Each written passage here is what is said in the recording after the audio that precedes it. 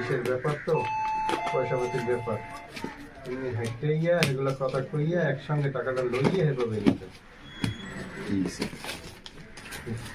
আচ্ছা যদি কইছিলাম না স্যার, ও আচ্ছা, এটা হচ্ছে যে এয়ারটাইট করে দিচ্ছে।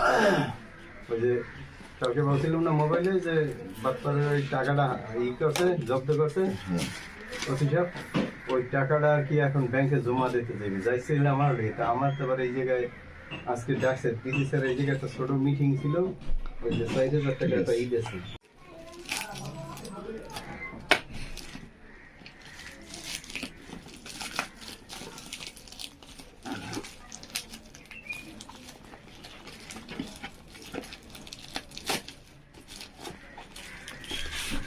জিনিস ছোট কিন্তু অনেক দাম।